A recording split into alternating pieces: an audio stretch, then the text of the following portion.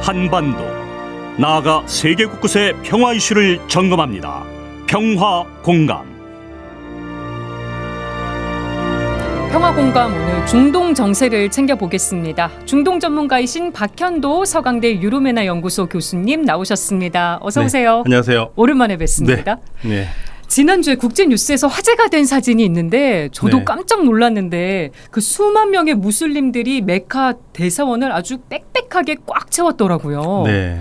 보니까 이번 메카 성지순례 이란인들도 참여를 했다고 하던데, 이란과 사우디 그동안 사이가 안 좋았었는데 관계가 좋아지면서 이제 가능해진 거잖아요. 그렇죠. 양측이 사이가 안 좋아진 사이에 이란에서도 순례 계획을 보내질 않았어요. 네. 그러니까 1년에 보통 사우디아라비아가 성지를 관리하는 국가잖아요. 네. 그래서 각 전 세계적으로 인구 1000명당 무슬림 수 1000명당 한 장의 비자를 줘요. 그래서 해마다 그걸 발표할 때마다 문제가 많죠. 네. 왜 우리는 조금만 주느냐. 그러게요. 사실 이 성지 순례를 가지고도 이란 쪽에서는 왜 니네들이 이슬람 성지를 관리하냐. 이건 국제 공동 관리를 해야 된다.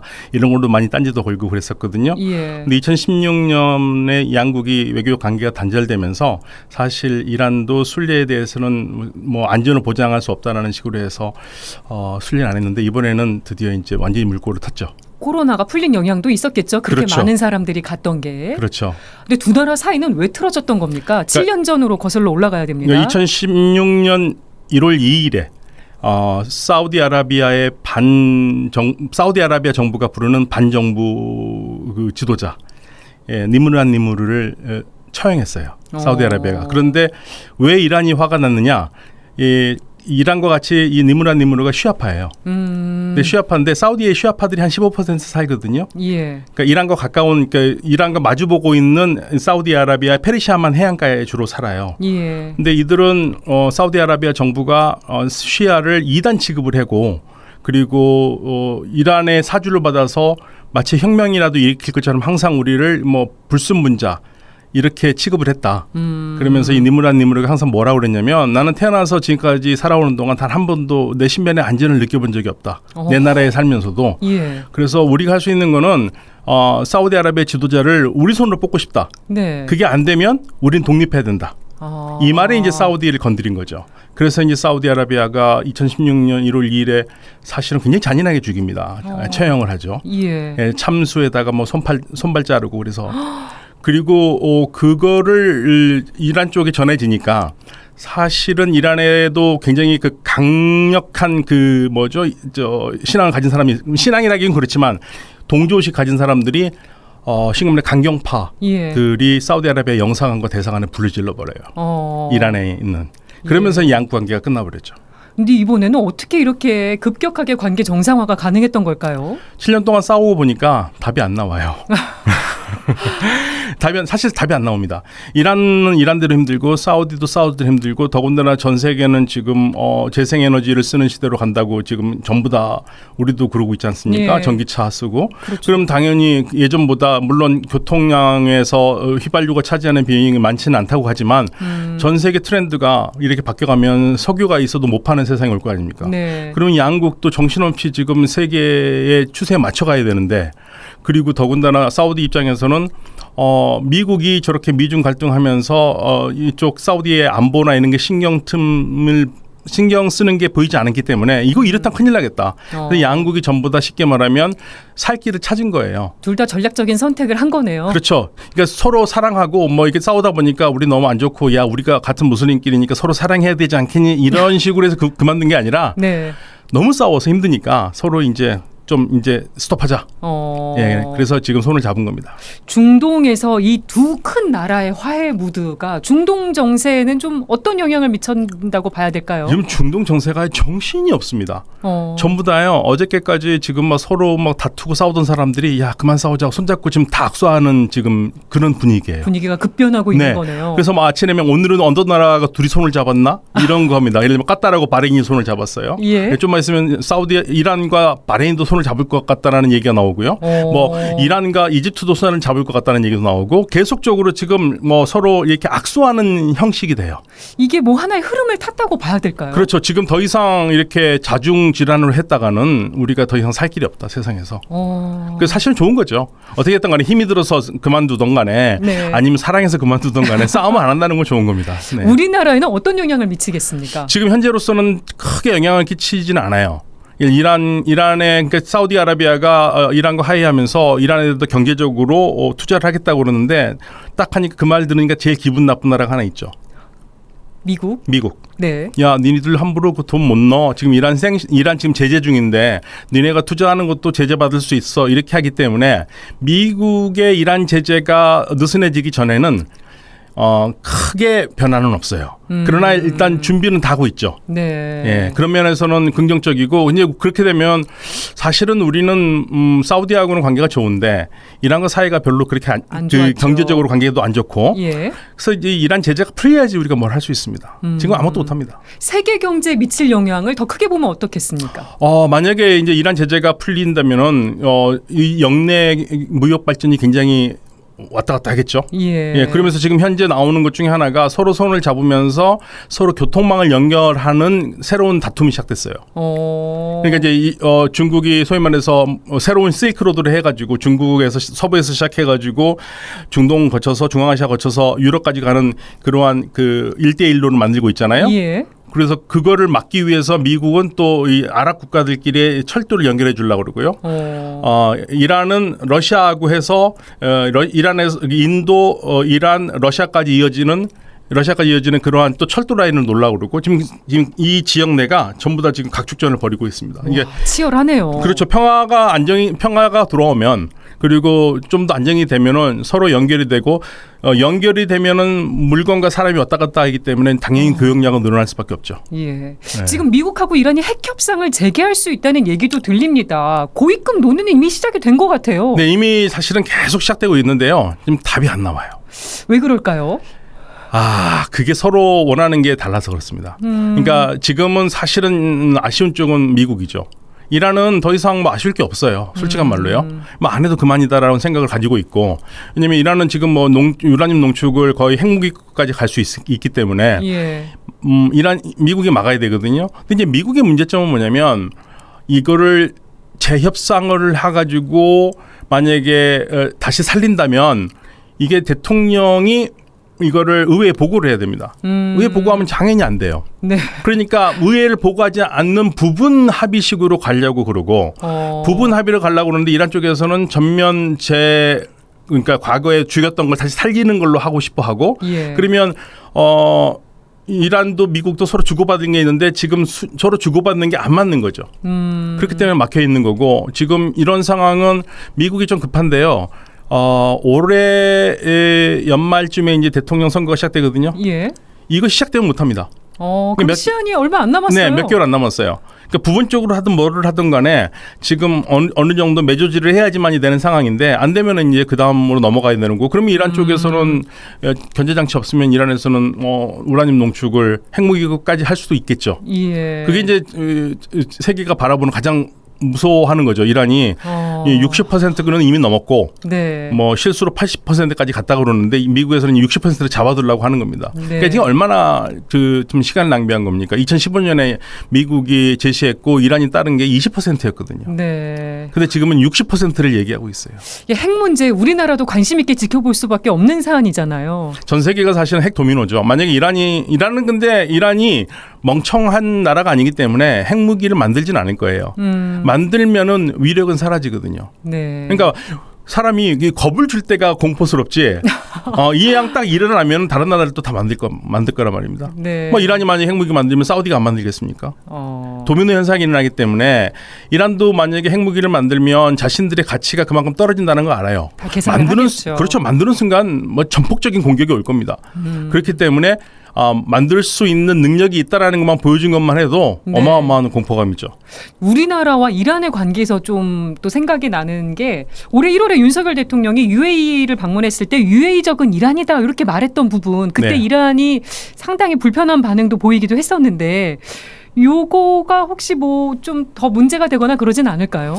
이게요. 이런 발언들을 다 적어놓습니다. 수첩에. 아, 그렇습니까? 그래서 우리하고 뭐 안 될 때마다 꺼내서 흔들어요. 아, 우리가 하나 뭐가 책이 잡힌 거군요. 그렇죠. 그러니까 이란이 그런 식으로 협상을 많이 하거든요. 상대방을 불편하게 해요. 그러니까 우리가 아쉬울 때 이게 우리 발목을 잡을 가능성이 굉장히 커요. 아. 그래서 지금 이미 뭐 엎어진 물은 어쩔 수 없고 지금이라도 고위 당국자라든지 말 조심해야죠. 네. 예, 이란과 우리가 굳이 나쁘게 지낼 필요는 없거든요. 시간이 지난다고 묻히는 내용이 아닌 거군요. 아닙니다. 절대 아닙니다. 이란이 다 적어놓는다. 다 적어놓습니다. 네. 네. 그리고 사우디하고 이란은 사이가 좋아졌는데 사우디하고 미국 사이는 예전 같지 않아 보여요. 그러니까 사우디하고 미국 사이는요. 그러니까 사우디가 그동안 사실은 미국 말을 많이 들어준 게 사실 맞거든요. 그러니까 무함마드 빈 살만 왕세자가 하는 얘기가 맞아요. 그러니까 지금 그동안 우리가 사우디가 너네 원하는 대로 다 해줬는데 이제 우리 말 좀 들어라 이거고요. 네. 우리 사우디아라비아 경제가 미국을 위해서 희생할 수는 없다. 그러니까 우리도 바쁘다. 그러니까 윈윈하는 거로 가자 그러는데 미국은 자꾸만 이제 사우디는 급한 게 뭐냐면 유가가 $80 아래로 내려가면은 사우디가 올해 지금 작년까지만 해도 올해 예상에 $80 내려가도 괜찮은 거로 됐는데 이번에 4월 때는 이번에 나온 거 보니까 사우디아라비아가 재정 수지가 맞으려면은 $80는 넘어야 돼요. 예, 그러면 지금 사우디는 재정 적자가 문제가 아니라 전 세계가 말 그대로 지금 재생에너지로 가는데 네. 빨리 따라가려면 돈이 있어야 되지 않습니까? 그렇겠네요. 그래서 그 돈을 가지고 새로운 사업을 해야 되는데 답답한 거죠. 그러니까 미국과 그런 싸움이 되고 있는 거고 그래서 미국 에너지 면에서는 미국은 경쟁 관계예요. 네. 예, 그래서 이제 사우디는 러시아하고 친하게 지내고 있죠. 왜냐하면 오페크 플러스를 통해서 석유 그 패권을 갖고 싶어 하니까요. 중국하고 사우디도 부쩍 가까워진 것 같아요. 예, 왜냐하면 사우디아라비아가 모든 중동 국가들이 가지고 있는 정책이 동방 정책이에요. 네. 그 동방이라는 것은 중국이거든요. 그럼 물론 이제 저를 만나면은 그 중동 사람들이 그 동방에는 한국도 들어간다고 얘기는 하지만 예, 한국도 들어가야겠죠. 예, 이 중국과 할 수 있는 게 많다고 보기 때문에. 예. 그런데 이거를 좀 잘못 읽으면 안 될게요. 지금 중국과 좀 친하다고 그래서 중동 국가들이 다 친중 국가다. 그리고 반미 국가다. 이런 틀로 보면 어렵습니다. 중동에서는 지금 뭐냐면은요. 우리는 친중도 친미도 반미도 반중도 아니다 이거예요. 우리가 필요한 나라와 그때그때 손을 잡고 우리는 우리 이익을 간다. 그러니까 중동 국가들은 지금 가장 중요한 거는 어떤 나라와 친하고 나쁘고 그게 중요한 게 아니라 우리 이익이 우리가 누구랑 손을 잡으면 더 이득이 많으냐. 우리가 이득이 많으면 러시아하고도 손잡고 러시아하고 하다가 안 되면 또 미국하고도 손잡고 이렇게 동시에 다발적으로 할 수 있다는 얘기니까 우리가 과거 냉전의 틀처럼 우리는 아무래도 미국의 의존도가 굉장히 강한 나라이기 때문에 그렇죠. 해방 이후부터요. 우리는 미국과 좀 나빠지면은 뭐 팝니다 이렇게 하는데 그건 아니에요. 예. 우리나라의 시사점이 좀 있는 것 같습니다. 예, 우리도 생각을 좀 해봐야죠. 그러니까 한미일 공조 유독 강조하고 이쪽하고만 친하게 지냈는데. 그러니까 그게요.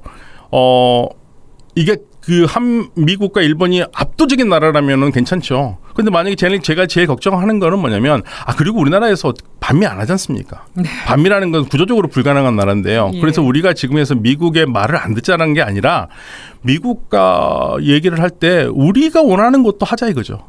네, 우리가 원하는 걸 왜 얘기 못 하냐 이거죠. 끌려가기만 하지 말고. 네, 끌려가기만 하지 말고 그렇게 되면은 결국에는 우리 목소리 하나도 없고 결국에는 우리가 얻는 거 하나도 없이 모든 건 미국을 위해서 우리가 존재하는 나라는 아니잖아요. 예. 그러니까 미국도 우리한테 필요한 거 있고 우리도 미국한테 필요한 게 있으니까 서로 주고받는 게 그게 어떻게 반미가 됩니까? 네. 예, 그런 면에서는 생각해봐야죠. 사우디를 비롯한 중동 국가들로부터 이런 시사점도 얻게 네, 됩니다. 맞습니다. 프랑스 상황도 좀 살펴볼게요. 지금 심상치가 않아요. 교통검문 피해에서 달아났던 알제리계 10대 소년이 경찰의 충격으로 숨졌는데 지금 프랑스 전역에서 시위가 이어지고 있습니다. 이 상황 어떻게 봐야겠습니까? 그게 사실은 그 소년 한 명의 죽음이 뭐 대수냐고 그러겠지만 그 상황을 본 사람들은요. 이게 단순한 일회성 사건이 아니거든요. 그러니까 계속적으로 이 프랑스에서 경찰의 폭력에 목숨을 잃은 사람들 보면은 대체적으로 흑인이나 북아프리카 쪽에서 온 사람들이에요. 이민자들. 네. 그래서 이게 구조적인 문제가 있다고 보는 겁니다.